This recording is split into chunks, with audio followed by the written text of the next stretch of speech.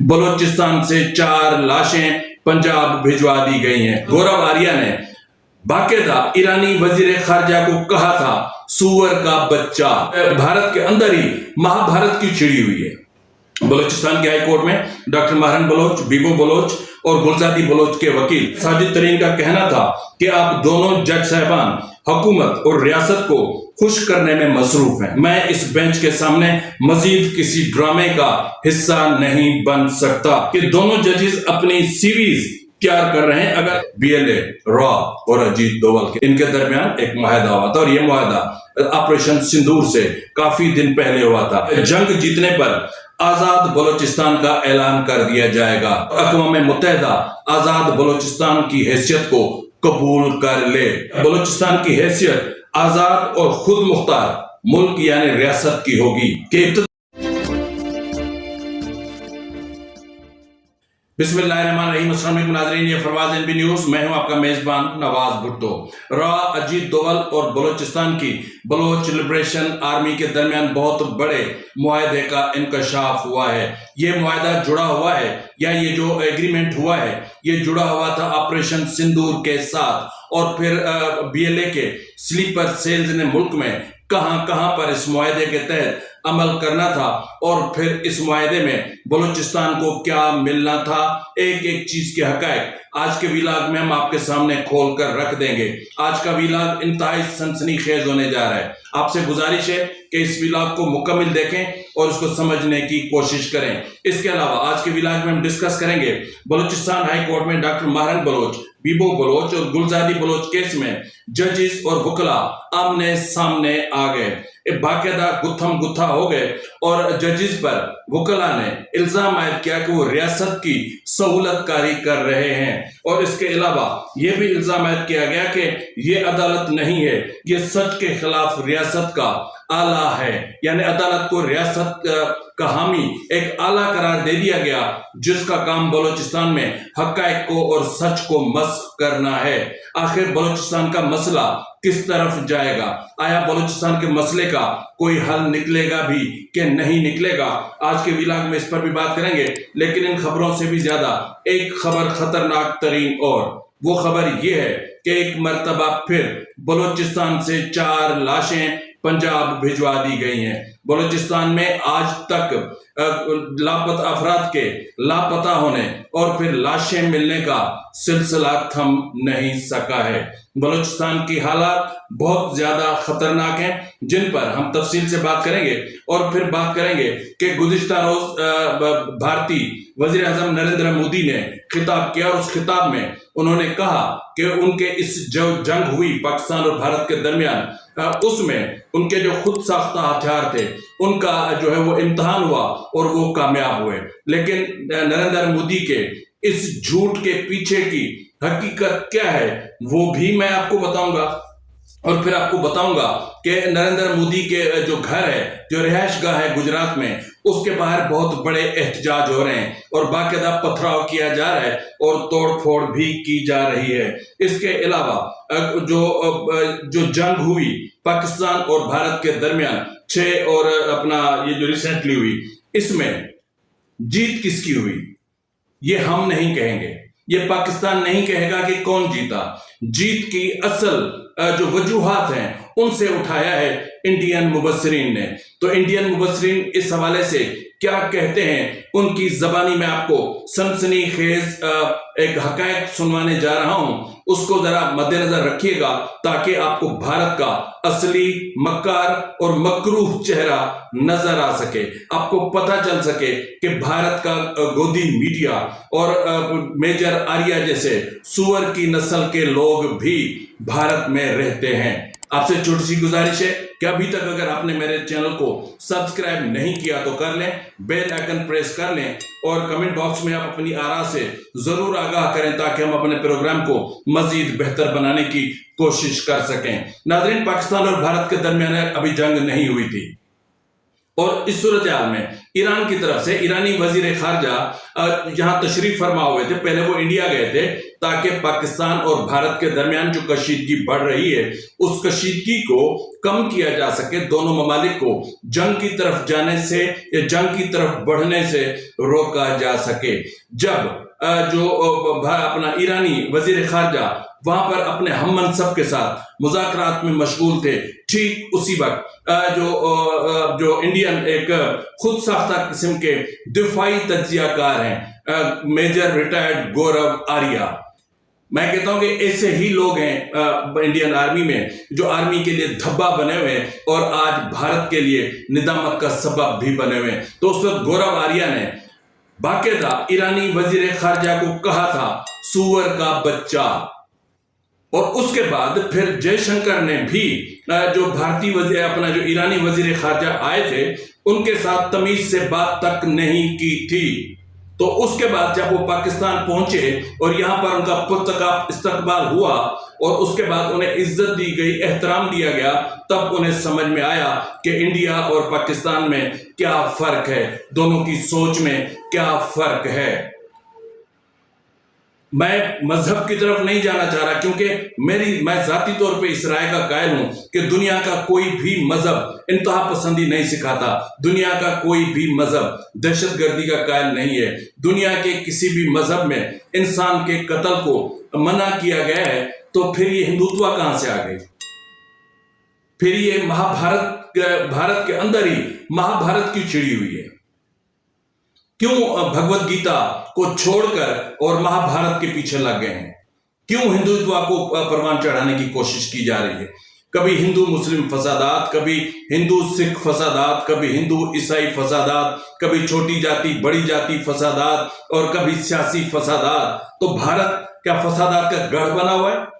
ناظرین, پچھلے 10 سال کی اگر ہم بات کریں, صرف پچھلے 10 سال کی, تو 10 سال میں بھارت نے 3 اہم طاقتور پلیٹ فارم بنائے, پوری طرح 2 سے بنائے. اس میں سب سے بڑی ان کی کامیابی تصور کی جا رہی تھی وہ تھا روسی C-400, یعنی ان میں سے ایک تو تباہ ہو گیا. اس کے علاوہ دوسرا جو تھا وہ تھا فرانسیسی رافیل, اور یہ رافیل انہوں نے لیے تھے 1670 کروڑ روپے کا ایک رافیل لیا تھا, جن میں سے 3 رافیل تو ہو گئے تباہ. یہ میں کیوں بتا رہا ہوں؟ اس لیے بتا رہا ہوں کہ نریندر مودی نے کل اپنے خطاب میں کہا تھا کہ ہمارے اپنے انڈین میڈ جو ویپنز تھے وہ کتنے زبردست تھے. تو یہ انڈین میڈ ویپنز تھے. یہ رشین ساخت کا جو C-400 ہے یہ انڈین تھا, جو فرانسیسی رافیل تھے وہ بھی انڈین تھے, جو اسرائیلی ہیروپ تھے جن کی برسات ہوئی پاکستان میں اور پھر پاکستان میں ٹکڑوں سے بچے کھیلتے رہے اور آج تک بچے کھیل رہے ہیں. 300 500 1700 میں ہیروپ کے ٹکڑے پاکستان میں جو ہے وہ ردی والوں کو بیچے جاتے رہے. تو پھر بھی یہ مودی اس طرح کی بات کر رہا ہے, تو پھر مودی کو تو میرے خیال میں شرم آنا چاہیے. پھر تیسرے نمبر پہ جو ان کا وہ بھی میرے خیال میں کسی کی مدد سے انہوں نے بنایا تھا, اسرائیلی مدد سے, سپر سانک برہموس جو تھے, انہوں نے تقریباً 200 برہموس لانچ کیے تھے. انڈیا نے 200 برہموس لانچ کیے تھے اور ان میں سے 6 نے پاکستان ایئر بیسز کو جزوی طور پر نقصان پہنچایا, اور باقی جو برہموس کا اسٹوریج تھا اس کو پاکستان کی فضائیہ نے تباہ کر دیا. تو نریندر مودی صاحب, ہم تو کہہ رہے ہیں, ہم کوئی ڈھکی چھپی بات نہیں کر رہے, ہم سمجھ رہے ہیں کہ بن المرصوص ہو یا مورکہ حق ہو, اس دوران پاکستان میں مجموعی طور پر 51 شہادتیں ہوئیں, جن میں سے 11 جوان ہیں, 40 شہری ہیں, 78 اہلکار زخمی ہوئے, 7 خواتین آپ نے ہماری شہید کی, 7 معصوم بچوں کو شہید کر کے. اور نریندر مودی گزشتہ روز کہہ رہا تھا کہ ہم نے جو دہشت گردوں کے ٹھکانے تھے وہ تباہ کیے, آپ نے ہماری مساجد کو شہید کیا, آپ نے ہمارے قرآن کریم کو شہید کیا. تو جب آپ اللہ کی کلام کے ساتھ اس طرح کریں گے نا, تو پھر رب آپ کی عقل پہ پردہ ڈال دیتا ہے. کہتے ہیں نا کہ ایک سندھی کا محاورہ ہے, اس کا مفہوم میں بتا دیتا ہوں کہ جب رب ناراض ہوتا ہے تو وہ کوئی بندوق نہیں چلاتا, بس وہ عقل پہ پردہ ڈال دیتا ہے. تو جس طرح انڈین جو ہے وہ اس پر وزارت جو ان کی آرمی ہے اس پر اور جو پورا سسٹم تھا اس پر جس طرح پردہ ڈال دیا گیا، یہی صورتحال ہمیشہ رہی جب میرے نبی خاتم النبی محمد مصطفیٰ ہجرت فرما کر گئے تھے مدینہ میں، اور پھر جب مکہ والوں کی طرف سے ان پر جنگیں مسلط کی گئیں تو وہ بھی دفاعی حکمت عملی اسی طرح اختیار کرتے تھے. اور اندازہ کریں کہ ادھر ہزاروں میں لشکر ہو اور ادھر چند سو ہوں اور پھر جیت چند سو کی ہو، تو پھر یہ اللہ کی مدد نہیں تو کس کی مدد ہے؟ تو بہرحال اس وقت میں آپ سے جس طرح میں نے بات کی تھی کہ اس جنگ میں جیت کس کی ہوئی؟ بھارت کی، پاکستان کی. اگر میں کہوں گا پاکستان کی تو آپ کہیں گے کہ یہ تو پاکستانی ہے، یہ تو کہے گا کہ انڈیا ہار گیا، لیکن انڈیا سچ میں ہار گیا. لیکن یہ میں نہیں کہہ رہا، یہ کہہ رہے ہیں جناب انڈیا کے کچھ مبصرین ہیں وہ. لیکن اس سے پہلے ایک خاتون کا ایک ویڈیو کلپ ہے، وہ بھی ذرا ملاحظہ فرما لیں. وہ نریندر مودی کو اپنی اوقات بتا رہی ہے. بٹ اگر ہم ایک چائے بنانے والے کو دیش پکڑا دیں گے تو یہ ہوگا. گھٹنوں پہ بھارت آیا ہے. مودی نے دیش کی سمپربھوتا اور دیش کی ودیش نیتی کو ٹرمپ کے ہاتھوں میں گروی رکھ دیا. مودی جی دیش کو بتائیں کہ کیا گروی رکھا ہے انہوں نے ٹرمپ کے پاس. کیا کشمیر پاکستان کو دینے کی تیاری تو نہیں ہو رہی ہے؟ اور جیت پاکستان کی ہوئی ہے. جھالے ٹرمپ جو ناراض چل رہے ہیں، اس نے پورے مودی جی کو اتنا نیچا دکھایا ہے کہ مودی جی اس کے چرنوں میں بچ گئے ہیں. مودی جی گھٹنوں کے بل چلتے ہوئے ٹرمپ کے دوارے گئے. جو وشو کا میڈیا ہے وہ بھرا پڑا ہے رافیل کی ناکامی سے. مودی جی نے یہ سرنڈر کر دیا. اور بھارتی میڈیا اس سارے دوران میں جس طریقے سے ایکسپوز ہوا ہے، جس طریقے کی تھو چھچالے داری ہوئی ہے، مذاق اڑ رہے ہیں دنیا میں. اس میجر آریہ نے جب یہ ایران کا ویدیش منتری انڈیا میں تھا اس کو سور یا سور کی اولاد کچھ کہا ہے، اس کا اسٹرانگ آبجیکشن لیا ہے ایران کی گورنمنٹ نے. ناظرین اس کے بعد ہم بات کر رہے تھے بلوچستان کے حوالے سے. سب سے پہلے میں آپ کو بتا دوں کہ بلوچستان میں اس وقت صورتحال بہت زیادہ خراب ہے. پچھلے 24 گھنٹوں کے دوران جبری طور پر مقامی لوگوں کو لاپتہ کرنے کا سلسلہ نہیں تھم سکا ہے. نصف درجن سے زائد جہاں لوگوں کو لاپتہ کر دیا گیا ہے وہاں نصف درجن سے زائد لاشیں بھی ملی ہیں. لیکن اس سب میں ایک خطرناک ترین جو بات سامنے آئی ہے وہ یہ ہے کہ نوشکی کے علاقے میں پنجاب سے تعلق رکھنے والے 4 افراد کی لاشیں ملی ہیں جن کو نامعلوم افراد نے گولی مار کے قتل کر دیا، جس کی تصدیق لیوی حکام نے کی ہے. ان میں سے 2 کا تعلق پاک پتن سے جن میں معین احمد خان اور حذیفہ شامل ہیں، جبکہ دیگر 2 میں عمران علی اور عرفان بتائے جا رہے ہیں جن کو ٹیچنگ ہاسپٹل نوشکی منتقل کر دیا گیا ہے. یعنی بلوچستان سے ایک بار پھر 4 لاشیں پنجاب روانہ ہو گئیں. تو جہاں پر یہ ہوا ہے وہاں BLA نے پچھلے 4 دنوں کے دوران جب پاکستان اور انڈیا کے درمیان سرحد پر کشیدگی تھی ان دنوں میں لیویز، پولیس اور وہاں کی لا انفورسمنٹ ایجنسی سے جتنا اسلحہ چھینا اس اسلحے کی تصاویر جاری کر دی ہیں جو اس وقت آپ کی اسکرین پر موجود ہیں. یعنی بلوچستان کی صورتحال بہت زیادہ کشیدہ ہے. لیکن اس سے پہلے کہ میں آپ کو BLA اور اجیت دوول اور را کے ایگریمنٹ کی طرف لے جاؤں، سب سے پہلے میں آپ کو بتا دوں کہ آج بلوچستان کی ہائی کورٹ میں کیا ہوا. بلوچستان کی ہائی کورٹ میں ڈاکٹر ماہرن بلوچ، بیبو بلوچ اور گلزادی بلوچ کے وکیل اور 2 ججز کے درمیان بہت بڑے معرکہ ہوا، یعنی گتھم گتھا ہو گئے. ماہرن بلوچ ان کی ضمانت کا معاملہ تھا تو ڈاکٹر ماہرن بلوچ، بیبو بلوچ اور گلزادی بلوچ کے وکیل ساجد ترین جن کا تعلق بنیادی طور پر BNP سے ہے اور وہ سینیٹر بھی ہیں، تو ایک 2 رکنی بینچ تھا جس کی سربراہی کر رہے تھے قائم مقام chief justice Balochistan high court Ejaz Swati, اور اس میں جسٹس عامر رانا بھی شامل تھے. تو بینچ پر اٹھتے ہی جب جو پچھلے دنوں آپ کو یاد ہوگا کہ حکومت کی طرف سے ایک رپورٹ سبمٹ کروائی گئی تھی اور پھر ڈاکٹر ماہرن بلوچ کے حوالے سے کیمرہ ٹرائل کی بات کی گئی تھی، تو جو رپورٹ پیش کی گئی تھی اس رپورٹ کے تناظر میں ساجد ترین نے اپنا جواب جمع کروایا تو اس پر عدالت نے کسی حد تک عدم اطمینان کا اظہار کیا. عدالت نے رپورٹ پر اپنا ساجد ترین نے جو اپنا حکومت نے عدالت نے ساجد ترین کی جو جواب دائر کیا گیا تھا حکومتی رپورٹ پر اس پر عدم اطمینان کا اظہار کیا تو ساجد ترین نے 2 رکنی بینچ پر ہی عدم اعتماد کا اظہار کر دیا. تو اس پر عدالت اور ساجد ترین آمنے سامنے ہو گئے. عدالت میں ساجد ترین کا کہنا تھا کہ آپ دونوں جج صاحبان حکومت اور ریاست کو خوش کرنے میں مصروف ہیں. مزید کہا گیا کہ میں چاہتا ہوں میرا کیس کسی دوسری عدالت منتقل کیا جائے. میں اس بینچ کے سامنے مزید کسی ڈرامے کا حصہ نہیں بن سکتا. عدالت کیس میں حکومت اور ریاست کی سہولت کاری کر رہی ہے. انہوں نے کہا کہ ہم آپ کو، تو جس پر عدالت نے غصے میں کہا کہ ہم آپ کو توہین عدالت کا نوٹس دیں گے، تو اس پر وکیل ساجد ترین نے کہا کہ جلدی کرو نا بھائی، پھر دیر کیوں کر رہے ہو، جلدی کرو، توہین عدالت کا نوٹس دو. انہوں نے کہا کہ ہمارا کیس صاف ہے، ہمارا کیس واضح ہے. میرے موکلین کو 3 MPO کے تحت گرفتار کیا گیا تھا اور اب حکومت ان کے خلاف FIR سامنے لا رہی ہے. یاد ہے ناظرین، میں نے آپ کو کہا تھا کہ 3 MPO کا معاملہ جب عدالت میں جائے گا تو ماہرنگ بلوچ اور دیگر کے خلاف FIR سامنے لائی جائیں گی. ان FIRs میں انسداد دہشت گردی کی دفعات بھی شامل ہیں.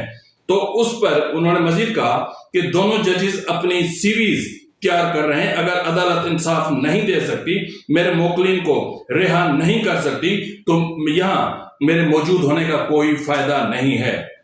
مزید کہا گیا کہ یہ عدالت نہیں ہے، یہ سچ کے خلاف ریاست کا آلہ ہے.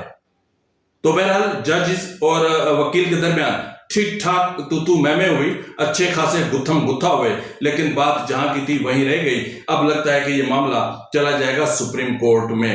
تو ناظرین، اس سے علاوہ جس طرح میں نے آپ سے بات کی کہ ڈاکٹر ماہرنگ بلوچ کی رہائی کے حوالے سے امریکہ، واشنگٹن میں، نیو یارک میں مہم تیز کر دی گئی ہے. وہاں پر کنٹینرز اور ٹرکس خرید کر ان پر تشہیری مہم چلائی جا رہی ہے. ڈاکٹر ماہرنگ بلوچ اور بیبو بلوچ اور گلزادی بلوچ کی رہائی کے حوالے سے اور دیگر اسیران کی رہائی کے حوالے سے باقاعدہ سڑکوں پر ایک بھرپور مہم چلائی جا رہی ہے، جس میں جو ہے وہ جو سفارتی ہوتا ہے انکلیو، وہاں پر بھی، اور پھر وائٹ ہاؤس کے سامنے واشنگٹن DC بھی، میں نیو یارک بھی، مختلف مقامات پر مختلف ٹرکس کے ذریعے یہ بھرپور مہم چلائی جا رہی ہے. ناظرین، اب ہم بات کر لیتے ہیں وہ جو بہت زیادہ خطرناک ہے، اور وہ بات ہے BLA، را اور اجیت دوول کے درمیان. ان کے درمیان ایک معاہدہ ہوا تھا، اور یہ معاہدہ آپریشن سندور سے کافی دن پہلے ہوا تھا. یعنی آپریشن پہلگام سے بھی پہلے اس معاملے پر بات چیت طے ہوئی تھی کہ بھارت پاکستان پر اٹیک کرنے کا، پاکستان پر حملہ کرنے کا ارادہ رکھتا ہے. تو اس حملے کو عملی جامہ پہنانے کے لیے پہلگام فالس فلیگ آپریشن کا ڈرامہ رچایا گیا. اب جو اجیت دوول، را اور BLA کے درمیان جو چیزیں طے ہوئی تھیں، جو معاملات طے ہوئے تھے، اس کے مطابق انہی دنوں میں جب اب بھارت کرے گا، حملہ کرے گا، یعنی آپریشن سندور شروع کرے گا، جب پاکستان پر حملہ آور ہوگا، تو ٹھیک اسی وقت بلوچستان میں آپریشن ہیرو شروع کر دیا جائے گا. اور اس کے علاوہ BLA کا جو مجید بریگیڈ ہے، انہوں نے ایک پورا جتھا، یعنی پوری ایک بٹالین تیار کر رکھی تھی خودکش حملہ آوروں کی. تو اس میں جو طے ہوئی تھی چیزیں، اس میں یہ تھی کہ جب بھارت پاکستان پر حملہ آور ہوگا تو BLA مغربی اور مشرقی سرحدوں پر حملہ آور ہوگا. یعنی ایک طرف بھارت ادھر سرحدوں کو، پاک فوج کو انگیج کرے گا، تو دوسری طرف یہاں پر BLA مسلح افواج کو یہاں پر انگیج کرے گا، یہاں پر حملے کرے گا، اور جو عسکری تنصیبات ہیں ان کو ہٹ کرے گا، ٹارگٹ کرے گا. لیکن اس کے بدلے کیا؟ اس کے بدلے کچھ تو چیزیں ہونی چاہیے تھیں. لیکن میں آپ کو یاد دلاتا چلوں کہ گزشتہ ویلاگ میں نے آپ کو بتایا تھا کہ جو BLA نے ایک پریس ریلیز جاری کیا تھا، وہ اس وقت بھی آپ کی اسکرین پر موجود ہے. اس کے ایک پیرا میں آپ دیکھیں گے تو اسی معاہدے کا ایک حصہ موجود ہے. اس میں انہوں نے کہا تھا کہ ہم انڈیا کو یقین دلاتے ہیں کہ اگر اس نے دہشت گرد ریاست پاکستان کے خاتمے کا حتمی فیصلہ کیا تو بلوچ لبریشن آرمی پوری قوم کے ساتھ مغربی سرحد سے حملہ آور ہونے کے لیے تیار ہے. ہم اس فیصلے کو صرف خیر مقدم ہی نہیں کریں گے، بلکہ اس کا ایک عملی اور عسکری بازو بھی بنیں گے. ہم پاکستان کو مشرق اور مغرب دونوں محاذوں پر گھیرنے کے لیے تیار ہیں. یہ سٹیٹمنٹ سامنے آئی تھی BLA کی طرف سے گزشتہ روز. لیکن اس سب کے بدلے BLA کو کیا ملے گا؟ BLA نے ان کو یقین دہانی کرائی تھی کہ کراچی، لاہور، اسلام آباد میں جو BLA کے سلیپر سیلز موجود ہیں وہ وہاں پر حملہ آور ہوں گے، خودکش حملے ہوں گے. اور اس حوالے سے پورا ایک جتھا ان تینوں شہروں میں بھجوا دیا گیا تھا۔ تو اس صورتحال میں بی ایل اے کو کیا ملنا تھا؟ تو پہلی جو چیزیں طے ہوئی تھیں اس میں یہ تھا کہ جنگ جیتنے پر آزاد بلوچستان کا اعلان کر دیا جائے گا اور اقوام متحدہ پر دباؤ ڈالا جائے گا اور اقوام متحدہ آزاد بلوچستان کی حیثیت کو قبول کر لے، اور اس حوالے سے کافی حد تک ہوم ورک بھی مکمل کر لیا گیا تھا۔ اب وہ آگے کہا گیا ہے کہ بلوچستان کی حیثیت آزاد اور خود مختار ملک یعنی ریاست کی ہوگی، وہ بھارت کا حصہ نہیں ہوگا، وہ ایک آزاد اور خود مختار ملک ہوگا۔ اور یہ بھی تھا کہ ابتدائی طور پر بھارت آزاد بلوچستان کی مکمل معاونت کرے گا، اور یہ چیزیں بھی اس میں شامل تھیں کہ بھارت کسی صورت بلوچستان کے داخلی معاملات میں بعد میں معدنی وسائل کی آڑ میں کسی قسم کی کوئی جنگی جارحیت نہیں کرے گا، اور اس حوالے سے بلوچستان کی بھرپور مدد اور سہایتا یعنی معاونت فراہم کی جائے گی۔ اور یہ بھی تھا کہ جب تک بلوچستان ٹیک اوور نہیں ہو جاتا، جب تک بلوچستان میں ان کی اپنی اب مکمل طور پر ایک آرمی وجود میں نہیں آتی، جب تک پولیسنگ سسٹم نہیں بنتا، جب تک کرنسی پرنٹ ہو کر میدان سامنے نہیں آتی، تب تک انڈیا اسی طرح بلوچستان کی معاونت کرے گا جس طرح برطانیہ نے یہاں سے جانے کے بعد پاکستان کی معاونت کی تھی، کہ پاکستان کے ابتدائی طور پر جو آرمی چیف تھے وہ برٹش تھے۔ تو یہ معاہدے طے ہوئے تھے، لیکن افسوس ظاہر ہے کہ ہمارے اپنے لوگ تھے، ہم کیا کریں۔ میں پہلے بھی کہہ چکا ہوں کہ اجیت دوول نے بہت بڑی انویسٹمنٹ کی تھی، را نے بہت بڑی انویسٹمنٹ کی تھی، اس جنگ کا پورا پلان بنایا تھا۔ آپ کو یاد ہوگا میں نے ایک پروگرام میں بتایا تھا کہ اجیت دوول خود کو کہتا ہے کہ میں کبھی کام میں ناکام نہیں ہوا، لیکن اجیت دوول تم 3 مرتبہ ناکام ہوئے ہو۔ پہلی مرتبہ دبئی میں اس وقت تمہیں ناکامی ہوئی تھی جب اپنا جاوید میانداد کے بیٹے کے ساتھ داؤد ابراہیم کی بیٹی کی شادی تھی، اور آپ داؤد ابراہیم کو قتل کرنے کا منصوبہ بنا رہے تھے، اس وقت آپ کو ناکامی ہوئی تھی۔ آپ کو ناکامی اس وقت ہوئی تھی جب بھارت کا ایک طیارہ ہائی جیک ہو کر کابل پہنچا تھا اور آپ کو مسعود اظہر کو چھوڑنا پڑا تھا، اور ان کو پیسے بھی تاوان کے طور پر دینے پڑے تھے۔ اور بھی کچھ مواقع ہیں جہاں آپ کو بدترین ناکامیوں کا سامنا کرنا پڑا ہے، اور آج یہ بدترین ناکامی ہے کہ آپ نے جو جنگ ڈیزائن کی تھی، آپ نے اس جنگ کی جو حکمت عملی تیار کی تھی، آپ نے اس جنگ کے لیے بلوچستان میں جو جال بچھایا تھا، بدقسمتی سے ہم مسلمان ہیں، اور اللہ رب العزت کہتا ہے کہ دشمن کی چال ایک ہوتی ہے اور میرے رب کی یعنی اس کی چال ایک اور ہوتی ہے، اور بے شک اس کی چال ہر چال پہ حاوی رہتی ہے۔ تو میرے رب نے ساری آپ کی چالیں پلٹ دی اور آپ کو کہیں کا نہیں چھوڑا۔ اجیت دوول ایک بار پھر کہہ رہا ہوں کہ تم مستعفی ہو جاؤ، کیونکہ اب تمہارا دماغ کام نہیں کرتا۔ فی الوقت کے لیے اتنا ہی، ملتے اگلے پروگرام میں، تب تک اجازت دیجیے، فی امان اللہ۔